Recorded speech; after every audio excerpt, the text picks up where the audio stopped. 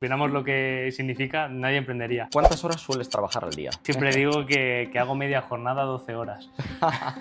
La pareja te tiene que conocer ya emprendiendo, porque como emprendas después de que te haya conocido, yo creo que no. ¿La vivienda se va a encarecer aún más? Yo creo que ¿Morirá Airbnb con tanta presión regulatoria? de repente explotamos. De Claro. repente en un trimestre facturamos el 90% en 2022 de toda la facturación del año, multiplicamos por 10 al año siguiente, volvemos a multiplicar por 3 al año siguiente. Cuando la empresa va más rápida que tú, es muy fácil que tú tengas todo el rato una especie de síndrome del impostor de no eres suficiente. Abandonar es una opción. ¿Qué es para ti la felicidad? También podríamos ponernos filosóficos con esto.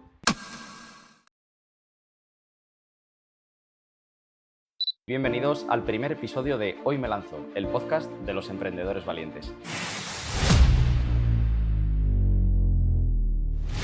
Hoy tenemos a David García, un buen amigo y CEO de Inversiva, una de las principales plataformas de inversión inmobiliaria que ha surgido en estos últimos años en España y que la verdad está pegando un pelotazo impresionante. David, estoy muy contento de tenerte aquí hoy porque para mí es un orgullo que puedas venir a charlar con nosotros, a contar tu historia de emprendimiento, las aventuras que has tenido en estos últimos 4 o 5 años que llevas en esta aventura empresarial, ¿no?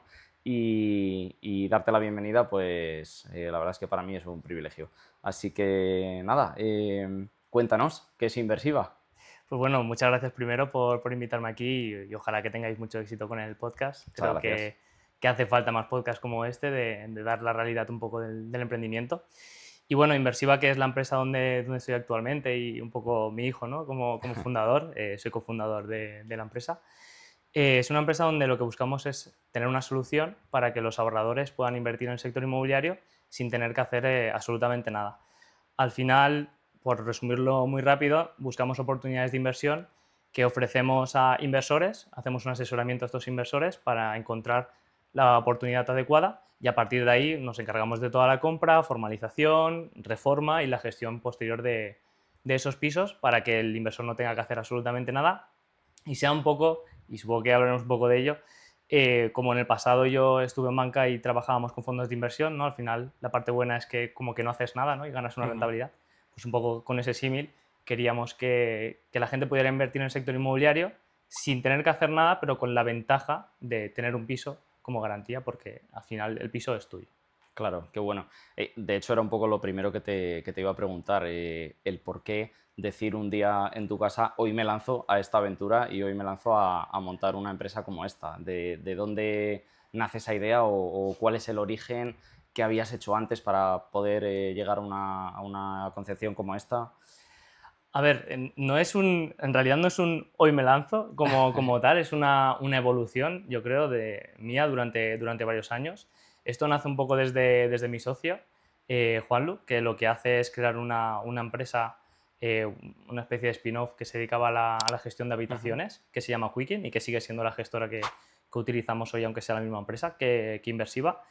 Y nos conocemos por casualidades de la vida para emprender en este proyecto. Yo estaba trabajando en banca en ese momento. Y a partir de ahí empezamos este proyecto que al principio era una gestión puramente de habitaciones. Básicamente alquilábamos pisos y subarrendábamos por habitaciones. Esto es algo que ahora es muy común, pero cuando nosotros empezamos en 2020 no lo era tanto, no había tanta gente que lo estaba haciendo. Y la empresa fue evolucionando hasta que hubo un momento. Nosotros siempre hemos creído en esta idea de que no hay que enamorarse de tu idea. Entonces, nunca nos hemos enamorado de una cosa que hemos perseguido en sí, sino que hemos ido evolucionando la empresa en base a los inputs que íbamos teniendo del propio cliente. Entonces, hubo un momento en el que buscábamos la escalabilidad, entrábamos en Lanzadera, en la aceleradora de Juan Roig que hay en Valencia, que es donde somos nosotros, y nos insistía mucho en la escalabilidad del proyecto. Y nosotros teníamos un problema que es que teníamos que poner un CAPEX, un dinero, siempre que cogíamos un piso. Al final, nuestro cliente, que era un propietario, no tenía el piso ya amueblado ni tenía el piso en condiciones para que nosotros pudiéramos operarlo, con lo cual nosotros teníamos que hacer un desembolso todo el rato de 5 o 10 mil euros para poder entrar a un piso nuevo y gestionarlo. Entonces le dimos un poco la vuelta al modelo, porque yo tenía bastantes clientes que trabajaban conmigo en la parte de banca, en la parte financiera, que me demandaban un servicio más inmobiliario. Al final era gente, por ejemplo, tenía algunos ciclistas que estaban en el final de su carrera y lo que buscaban era una libertad financiera mediante rentas y los dividendos tampoco eran la mejor opción en ese momento. Entonces, un poco desde ahí, desde esa idea, cocimos algo que todavía no era inversiva, que era, oye, tenemos oportunidades que pasan por delante nuestra de inmobiliarias con las que trabajamos, sabemos perfectamente a cuánto se alquilan los pisos, sabemos cuánto podemos pagar, controlamos cómo se gestiona esa mini reforma o adecuación de ese piso. ¿Por qué no paquetizamos esto y vendemos todo el pack a un inversor que al final compra ese piso y que nosotros luego vamos a gestionar? Probamos, lo hicimos varias veces y en horas los teníamos vendidos con clientes.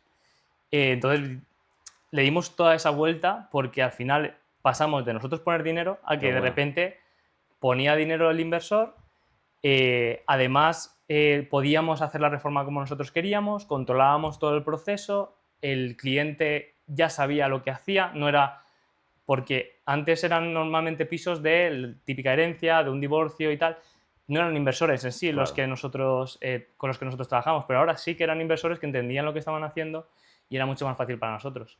Y si hablamos un poco de cifras, que podemos hablar un poco más detenidamente, de repente explotamos. De repente en un trimestre facturamos el 90% en 2022 de toda la facturación del año, multiplicamos por 10 al año siguiente, volvimos a multiplicar por 3 al año siguiente. O sea, fue una barbaridad de repente de hacer ese giro, ¿no? Y en 6 meses pues creamos toda la marca y creamos toda esta nueva vertical, entre comillas, que acabó siendo la empresa principal, que es Inversiva hoy. Qué bueno. Oye, ¿y en cuántas ciudades estáis actualmente? Pues depende de qué prisma lo veamos. Si lo vemos desde la gestión, estamos, si no me equivoco ahora, en 14 ciudades, donde tenemos pisos actualmente, donde gestionamos pisos. Y si lo vemos desde el prisma de si vienes hoy a Inversiva, en cuántas ciudades puedes comprar, hablamos más de zonas que de ciudades, porque tú puedes invertir perfectamente en Valencia, pero puede ser que inviertas en una ciudad de cerquita de Valencia. Pero en zonas estamos aproximadamente en 5 zonas a día de hoy, donde tú puedes comprar con nosotros, que son la zona de Valencia, son la zona de Madrid, la zona de Alicante, la zona de Málaga, Granada, y también tenemos una zona que es la zona de Zaragoza, que ahora la tenemos un poco intermitente, pero que también solemos vender en esa zona. Y tal y como está el panorama inmobiliario actual, ¿qué os cuesta más? ¿Encontrar inversores? ¿Encontrar pisos? ¿Cuál es vuestra dificultad ahí? Es un poco complicado para los que les Porque gusta el imagino mundo... que inversores, perdona, os saldrán casi a patadas, ¿no? Porque la gente ahora está queriendo comprar. Sí, pero... sí, no. La magia de esto es que es una especie de marketplace. Es una especie de marketplace operado, es un poco más complicado, porque nosotros al final tenemos 3 partes que tenemos que estar todo el rato macheando. Nosotros necesitamos tener pisos para comprar, inversores que quieren comprarlos, inquilinos que quieren entrar a esos pisos. Entonces es un equilibrio todo el rato de ese triángulo que tenemos que estar continuamente equilibrando. Ha habido momentos donde hemos tenido muchos pisos y nos han faltado inversores porque de repente captas mucho y a veces al revés, ¿no? Lo normal y lo que suele pasar en empresas de este sector es que falte lo que llamamos supply, que son pisos. Eso es lo normal. Eso es lo más habitual. Sí. Claro, entiendo que además tenéis que hacer una gestión en cada ciudad con inmobiliarias de la zona seguramente, ¿no? Tendréis contacto con ellas para poder generar esa demanda de pisos. Sí, nosotros decidimos no entrar a una guerra con las inmobiliarias. Al final puedes o montar tu propia supply, entre comillas, yendo al propietario final, o puedes trabajar con la gente experta local. Y nosotros desde el principio quisimos trabajar con los expertos locales. Sí que tenemos a una persona interna que trabaja en la zona, pero lo que se dedica es a hacer muy buena relación con esas inmobiliarias o esos proveedores de pisos, porque a veces son inmobiliarias, pero a veces es un abogado, un administrador de fincas o una persona que simplemente está bien relacionada en el mundo inmobiliario. Y de esa manera pues vamos absorbiendo todo ese supply. Qué bueno. Y por si nos está viendo alguien que quiera invertir con vosotros, ¿qué rentabilidad estáis garantizando actualmente? ¿Qué beneficios ofrecéis al posible inversor? Hacemos algo parecido al sector también financiero. De nuevo, hemos ido evolucionando la empresa. Al principio solo teníamos un producto que era el habitacional, pero hemos ido cambiando hacia un multiproducto porque entendíamos que cada persona también era diferente. Teníamos que poder acoplarnos un poco a lo que podía ser mejor para cada cliente. Entonces ahora mismo tenemos 5 productos diferentes Y dentro de esos 5 productos diferentes, ahora te comento un poco, Vale. puedes ir desde rentabilidad, las rentabilidades más bajas y más seguras, diríamos, o las que son menos volátiles, que pueden ser del 5% alrededor, del 5%, hasta rentabilidades del 10, 12, 15% en los productos que tenemos un poco más volátiles. En las más seguras o garantizadas tenemos el habitacional. Ahí al final es un piso que se alquila por habitaciones. A partir de ahí vamos subiendo rentabilidad. En el tradicional estamos dando alrededor de un 6% también, más o menos. Tenemos un tipo de producto que es alquiler con opción a compra, que también funciona muy bien para hacer ese match con el inquilino, que ahí sí que estamos dando alrededor del 7%. Tenemos también un producto que es de turístico, para la gente que quiere tener una segunda vivienda y darle rentabilidad durante el año, que puede estar alrededor del 6 y del 8%. Y luego tenemos lo que llamamos el flipping, que al final es comprar, reformar, vender, operaciones de plusvalía. Y ahí sí que estamos alrededor de entre el 10 y el 15%, depende de la operación. Siempre hablamos de neto, Claro. porque desde el inicio hemos querido tener esa transparencia con el inversor de decir, oye, esto es neto, no después de impuestos, antes de impuestos, porque cada uno tiene Que su no situación haya personal. equivocación, efectivamente. Pero sí que hacemos que sea transparente y que sea neto lo que nosotros ofrecemos. ¿Y ayudáis al inversor a encontrar financiación? Quiero decir, si yo quiero invertir pero no tengo el capital todavía, ¿gestionáis también esa fase de la inversión, perdón, de la financiación con banco? Te diría que no, en el sentido que nosotros no somos un proveedor de financiación. Vale. Es decir, no vas a contratar una hipoteca a través de mí. Claro. Pero sí que tenemos pues, contactos que compartimos con nuestros clientes y luego sí que entramos un poco en el asesoramiento de cuál es la mejor opción cuando está intentando contratar. Si me trae pues, 3 bancos, pues le digo cuál es el que mejor condición le está dando, le ayuda un poco a decidir y también le ayuda a calcular la rentabilidad en base a eso, porque es verdad que la gran ventaja que tiene invertir en inmobiliario es el apalancamiento, es comprar con una hipoteca, porque eso te hace que estas rentabilidades que te acabo de decir de entre el 6 y el 8% se puedan convertir a entre el 10 y el 15%, Claro. por el simple hecho de que hay una parte del dinero que no lo pones tú, sino que lo pone el banco. Efectivamente, sí, al final te lo está poniendo otro y entonces eso sube la cuenta, como se dice. Sí.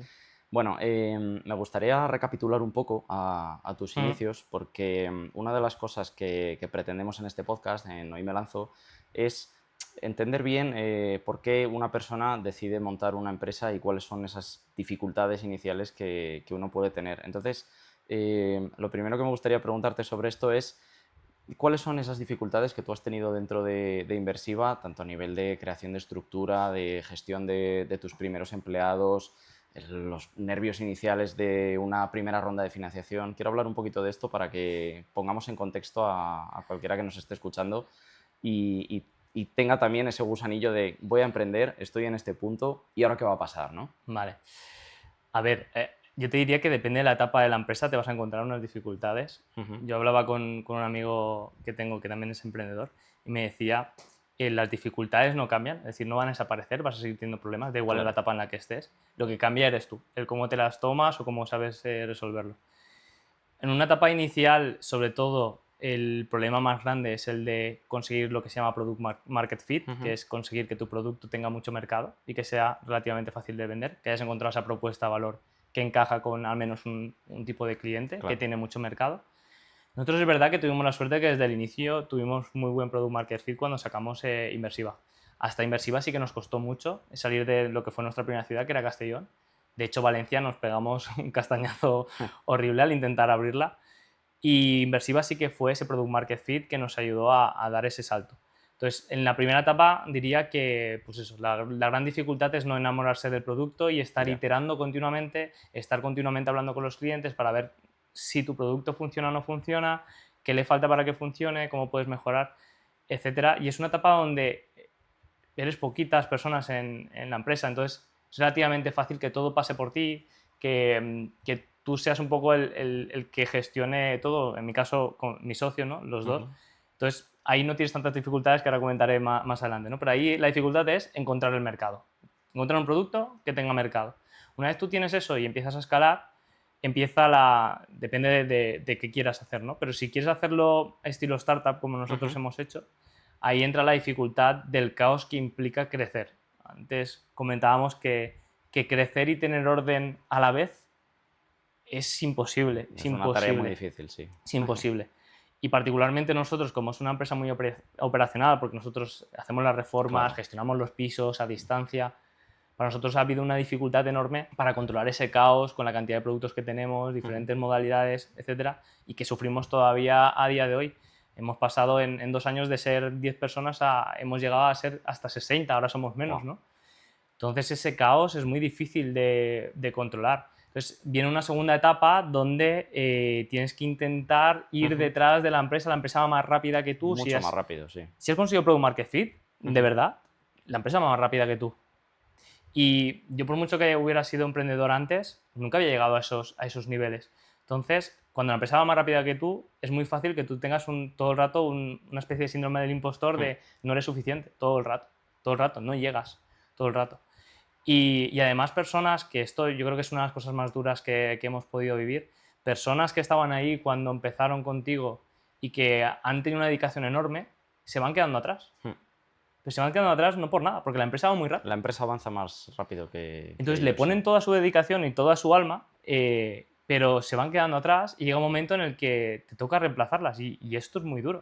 O sea, para mí personalmente ha sido muy duro que muchas personas que llevaban mucho tiempo con nosotros han tenido que ser o han tenido que salir o han tenido que cambiar de puesto porque no estaban consiguiendo tener el nivel para el punto donde estaba llegando la empresa. Al final nosotros veníamos de facturar, Claro. no sé si 50.000 euros en 2021 y ahora estamos facturando 8 millones. Entonces, ¿Cómo se digiere eso, no? es muy difícil de Ya. digerir y muchas veces, por mucho que quieras intentar hacer promoción interna, intentes apostar por la gente, eso requiere un tiempo que a veces la empresa no tiene. Pero incluso conmigo mismo, o sea, yo muchas veces me he quedado atrás. El problema que tiene la empresa, entre comillas, es que mi socio y yo es más difícil que seamos despedidos en todo esto, ¿no? Y además tenemos un contexto de empresa muy amplio, que eso es muy importante cuando estás creciendo. Pero yo creo que una de las dificultades más grandes es esa parte de control de crecimiento unido a la gestión de personas. Qué bueno. Intentar controlar la cultura también me parece Sí, justo también te iba a algo muy preguntar difícil. por el tema de la cultura de empresa, porque es una de las cosas que cuando estás empezando no se le suele dar demasiada importancia, porque estás centrado en la parte más operativa quizá, pero llega un punto en el que cuanto más creces en la estructura, más te das cuenta de que o implantas la cultura de empresa que tú quieres mostrar con tu equipo, con tu plantilla, o se te va a desmoronar muy rápido, porque no lo vas a controlar, ¿verdad? Muy difícil controlar esa cultura y a nosotros muchas veces se nos ha ido de las manos. Por mucho que tengas a personas de people dentro, Ya. de recursos humanos que intentan controlar esto, es muy difícil porque tienes que contratar muy rápido y tienes muy poco margen de error para contratar a esas personas. Y yo creo que lo he comentado alguna vez contigo y creo que lo hemos comentado alguna vez en grupo, que llega un punto, yo creo que más o menos a partir de las 30 o 35 personas, tu trabajo se convierte en Sí, llevar una empresa de recursos humanos. completamente. De recursos humanos. O sea, Eres un se responsable acabó, de recursos humanos y el resto de tus cosas ya pasan a un segundo plano. se acabó. Entonces, o te gusta mucho la parte de gestión de personas, de Sí. llevar el día a día a una empresa y tal, al menos a uno de los socios, o es muy difícil que Muy funcione. complicado. Te quería preguntar también por cómo fue vuestra primera ronda de inversión. ¿Qué sensaciones tuviste? ¿Cómo es acudir a una ronda de inversión? ¿Cómo se levanta capital? A ver, hay una pregunta que nos han hecho muchas veces, que es como con dos chavales que erais cuando empezasteis con Inversiva, y lo seguimos siendo, la gente compraba pisos con vosotros. Y ahora te explico esto porque es importante para la ronda de inversión. Para nosotros era muy interesante, aparte de que empezamos con mis clientes y esos tenía confianza, pero claro, esos al final se acaban y Claro. tenías que empezar a escalar. Muchos de ellos nos empezaron a comprar porque estábamos en lanzadera. Y tenían un pensamiento parecido a si Juan Roche está confiando en ellos, ¿Cómo no voy a confiar yo? tan mal no irán. Tan mal no irá. O no será una estafa al menos Claro, esto, claro. ¿no? Y de hecho venían a nuestras oficinas allí en Lanzadera, que son unas oficinas preciosas, y yo creo que se iban mucho más convencidos cuando venían Cuando allí a lo veían. las oficinas. Entonces, hilando un poco con esto, hubo un momento donde nosotros éramos rentables, pero queríamos pues, hacer algo un poco más grande. Y cuando quieres hacer algo más grande y quieres crecer muy rápido y sabes que se van a romper cosas por el camino, la forma más sencilla, y digo sencilla porque no es fácil, es levantar una ronda de inversión. Y nosotros lo hicimos, tuvimos la suerte de que estábamos cerca del ecosistema Angels de Juan Roch, en ese caso, y hicimos una ronda que lideró Angels con nosotros. Y para nosotros era importante que fueran ellos y entraron otros inversores también relevantes, no solo por el dinero que entraba, sino Ujú. también por la autoridad que nos daba ciertas personas que estaban confiando en nosotros en un Claro. sector de tanta confianza como es el del dinero y el de la inversión inmobiliaria.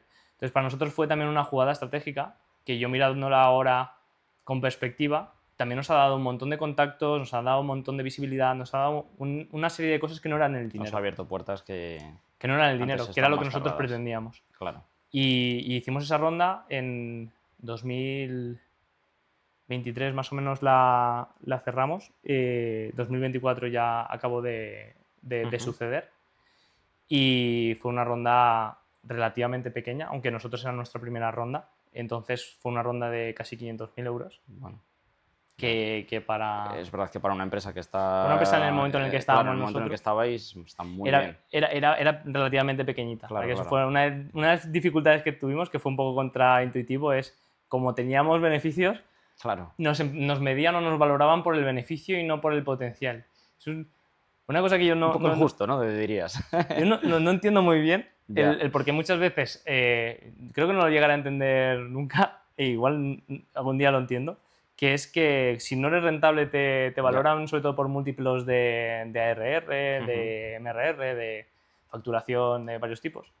Pero en cuanto eres rentable te empiezan a ver como más una pyme, no tanto como Sí. una startup, y empiezan entonces a manejar múltiplos de vida, y entonces por múltiplos de vida teníamos una valoración mala. Bueno, fue bastante largo, se encargó en este caso mi socio, fue el que se encargó más de estar con esto. Fue un proceso largo, no fue nada fácil, además veníamos de un boom de Ujú. financiación los años anteriores por parte de Venture Capital y justo veníamos a lo contrario. O Qué sea, bueno. habían cortado mucho la financiación Venture Capital y entonces nos costó mucho realmente cerrar la ronda. Qué bueno. Oye, ¿y cómo es estar con Juan Roig de cerca, en el tú a A tú, ver, negociando con él una ronda de inversión? al final él tiene un equipo especializado, Claro.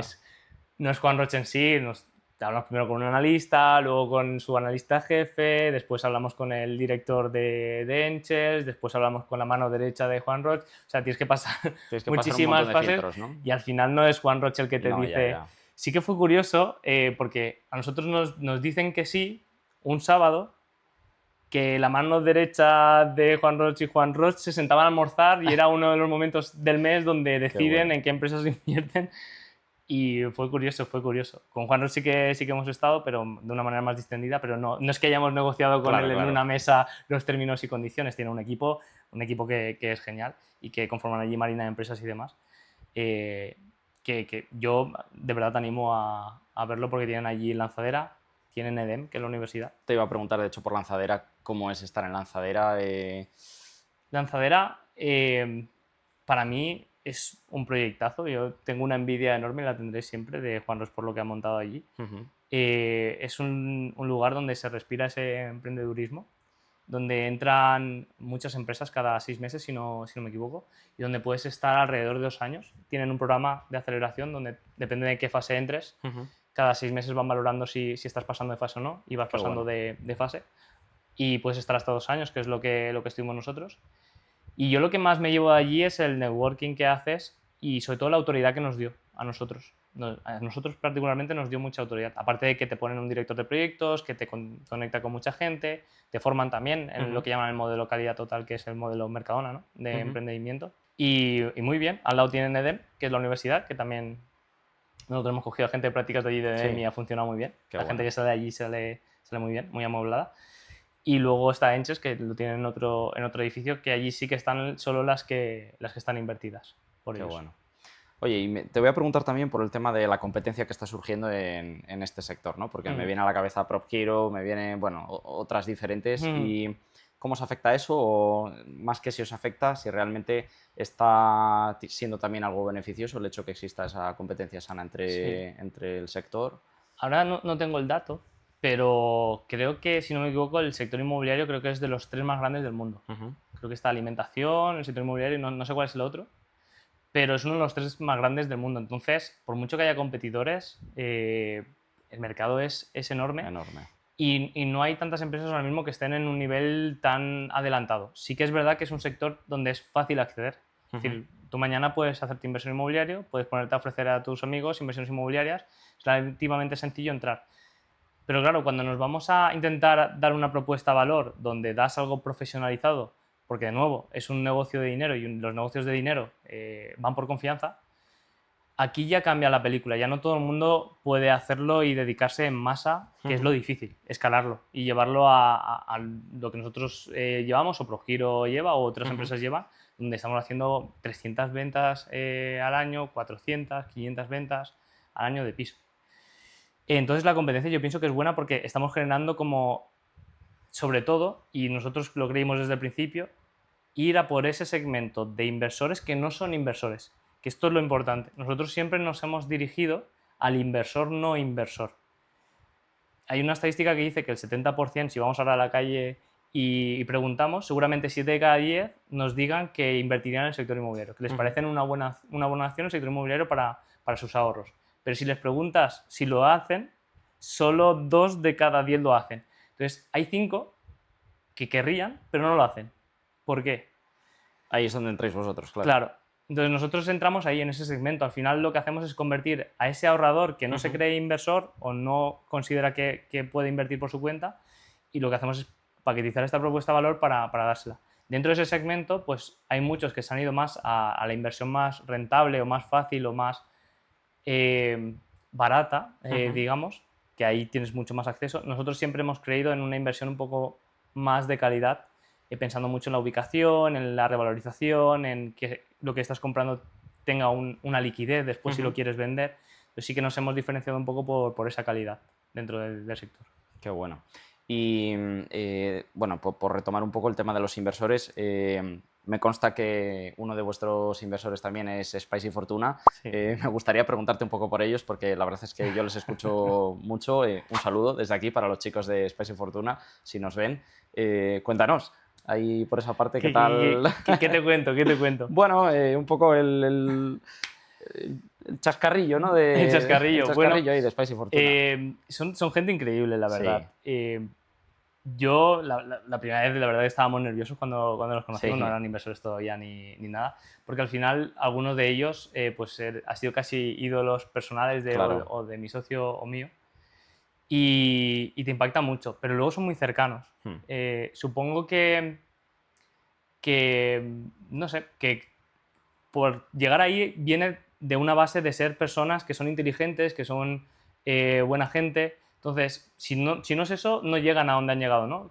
O así lo visualizo yo. Entonces, cuando estás con ellos, lo notas y te incluyen mucho en el grupo. Hemos tenido la suerte de ir con ellos a eventos, de ir con ellos a muchos sitios.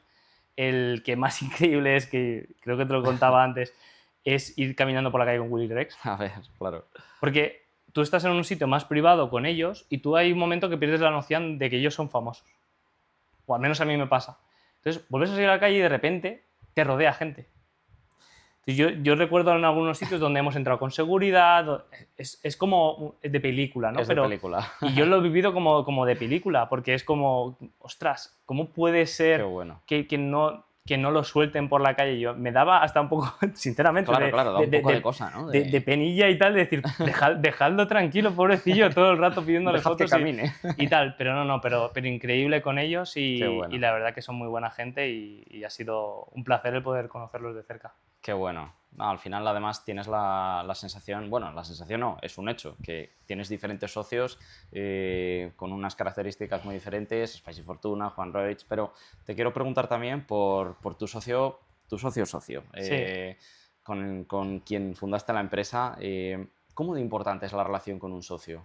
Fundamental, es fundamental. Dicen que una de las principales causas por las que las startups fracasan es por la relación entre los fundadores, por los socios.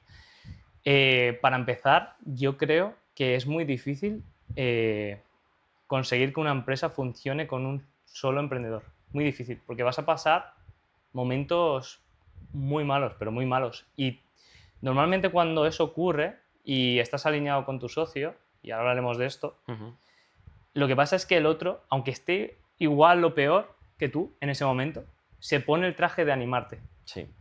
Continuamente. Entonces, y a veces te toca a ti. Viene y tú haces, aunque tú estés peor.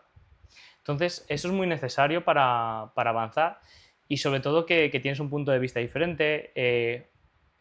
Sinceramente, es una mierda el tener que estar validar Sí, todo, bueno, pero te hace confrontarte a ti mismo y realmente buscar la mejor solución en común entre los socios.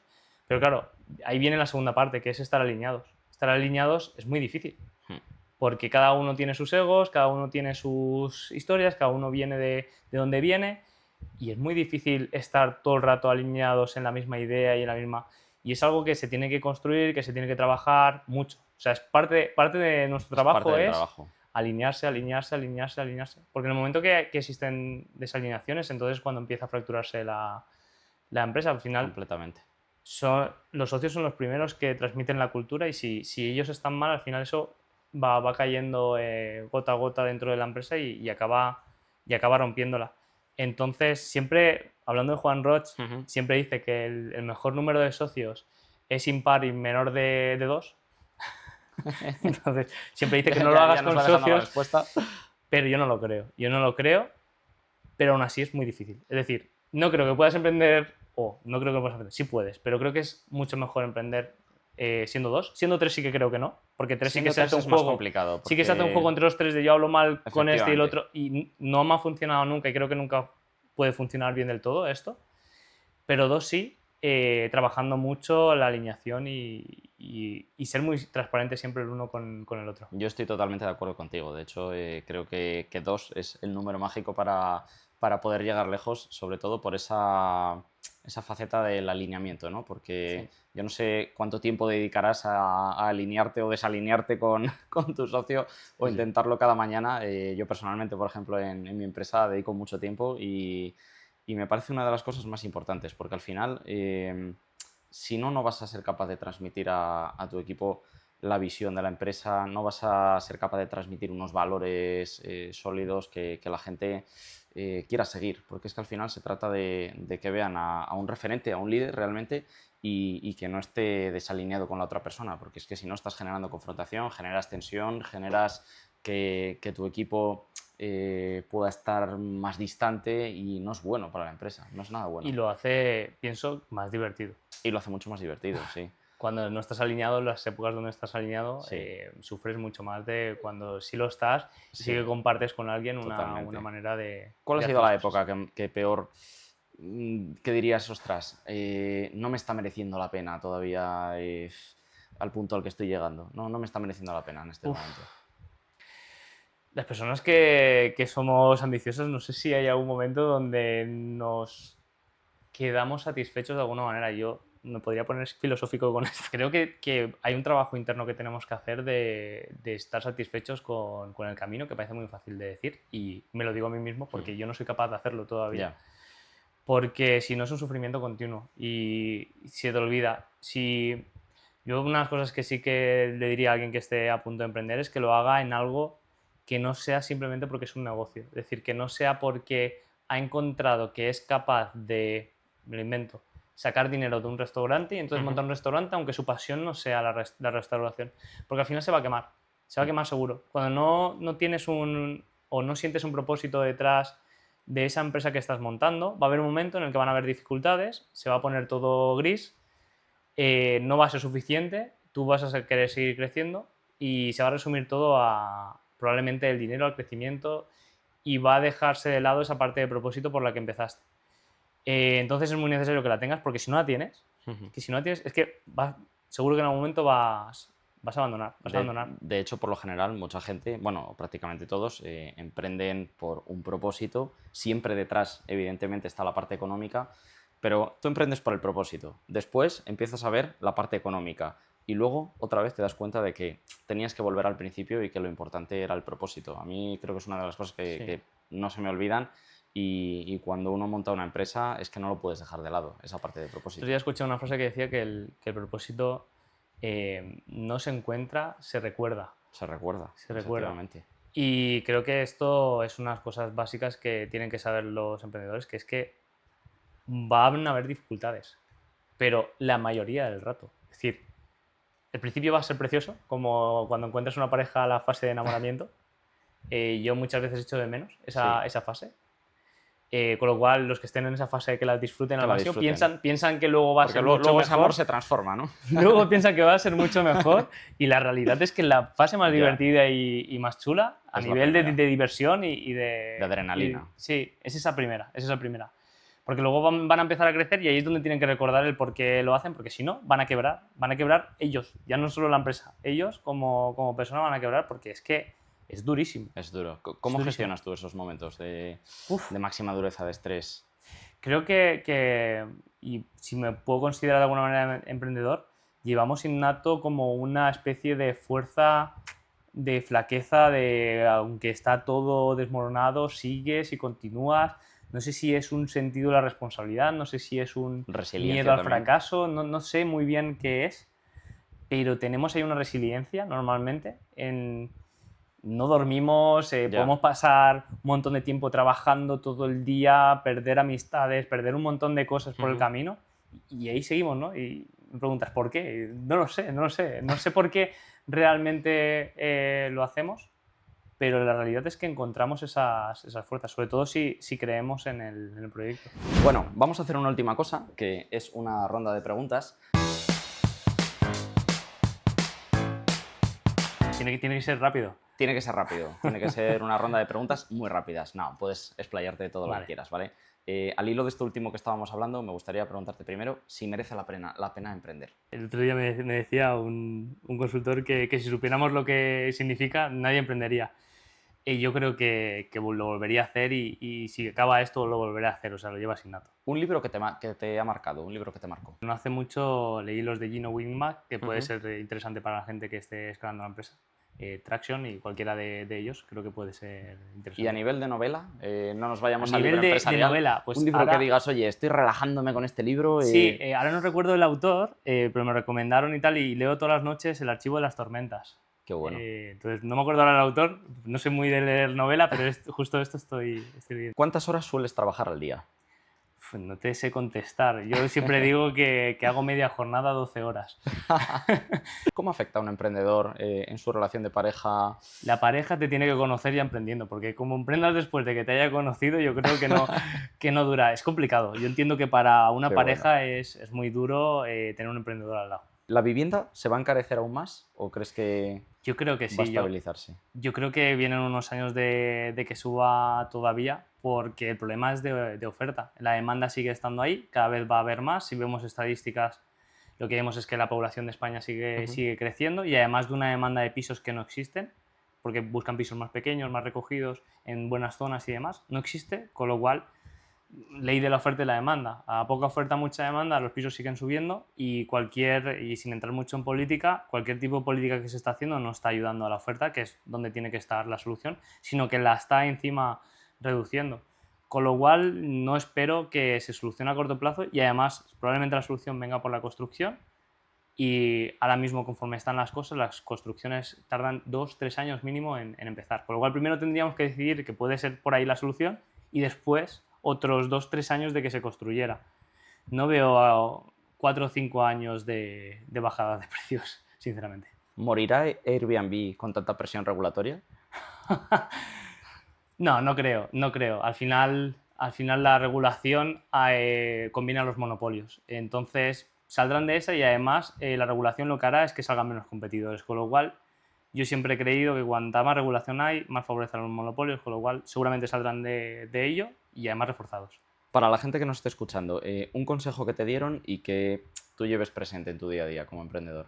Bueno, hay algo que no hace mucho me dijeron y me quitó un poco de peso de encima, porque a veces creo que tenemos mucho miedo al fracaso.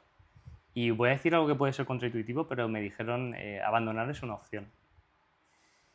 Y me quitó un peso de encima, porque fue un poco como decido yo estar aquí. No estoy obligado a estar aquí, decido yo estar aquí.